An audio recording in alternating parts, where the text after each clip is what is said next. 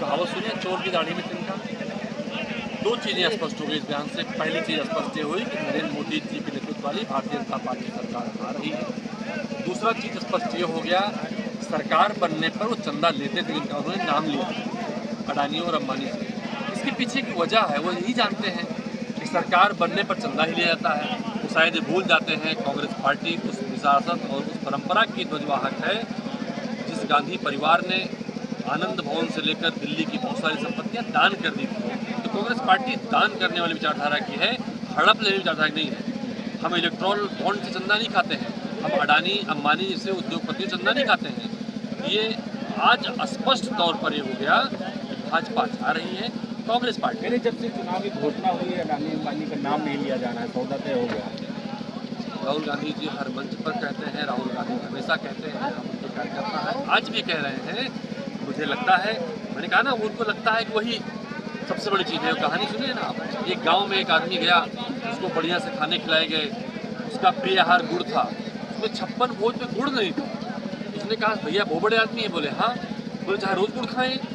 बोले भाई 56 खाना परोसा हुआ, 56 थाली में 56 तरह के व्यंजन है, गुड़ की बात कर रहे हो आप। उसने कहा गुड़ हमारा बड़ा प्रिय है। तो मोदी जी को अडानी अंबानी प्रिय है, उनको लगता है अडानी अंबानी चंदा वहाँ देंगे।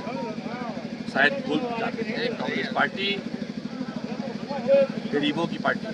कांग्रेस पार्टी जब सरकार में आती है तो कर्ज माफ करती है। कांग्रेस पार्टी आती है तो महिलाओं को अधिकार देती है। कांग्रेस पार्टी आती है तो रोजगार की गारंटी देती है। कांग्रेस पार्टी आती है तो पार्टियाँ ही देती है। कांग्रेस पार्टी एक खास स्वच्छता अधिनियम लेकर आती है, बच्चों को मिड डे मील में खाना खिलाती है। अमेठी की, अब अमेठी की बात करें, जिस तरह से अमेठी की जनता राहुल गांधी का इंतजार कर रही थी, किशोरी लाल शर्मा इनको मिले, कह रहे हैं कि राहुल गांधी भाग गए छोड़कर। भाषण में भी कहा है, भाग्य वो लोग हैं जिन्होंने 15 लाख देने का वादा किया तो वापस भाग गए। 13 रुपये किलो चीनी के वादे से भाग गए। उन्होंने कहा 2 को रोजगार देंगे हर साल, रोजगार देने के वादे से भाग गए। वो भाग गए हैं। बहुत हुई महंगाई की बार, अब की बार भाजपा सरकार का पोस्टर लगाया, महंगाई की मार कम करने से भागे, महंगाई बढ़ाकर भाग गए हैं। भाग गए वो लोग जो कहते थे बहुत हुआ महिलाओं पर अत्याचार है कि भाजपा सरकार, महिलाओं को छोड़कर भाग गए हैं। दुराचार में सहयोग देने के लिए इनके सांसद चुनाव लड़ने के बाद भाग गए। सीधी पूरे देश ने देखी है।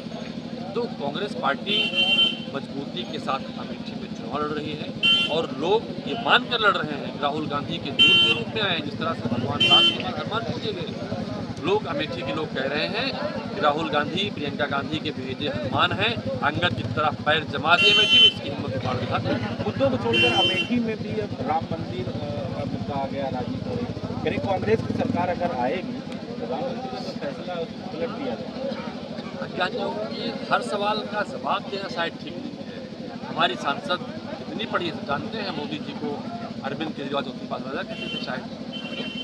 तो संविधान पढ़ लें, बाबा साहब ने लिखा है, हम संविधान की रक्षा के लिए जो लड़ते हैं। सुप्रीम कोर्ट का फैसला है, भारतीय जनता पार्टी का फैसला नहीं है। सुप्रीम कोर्ट के फैसले से रामलला का मंदिर निर्माण बना है।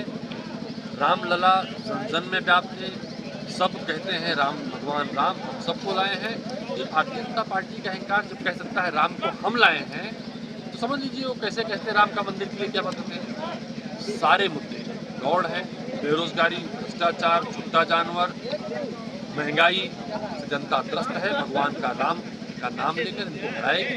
अमेठी तैयार है इस बार, अमेठी रिकॉर्ड बनाने को तैयार है। स्मृति ईरानी जी की जमानत जब्त कराने को तैयार है।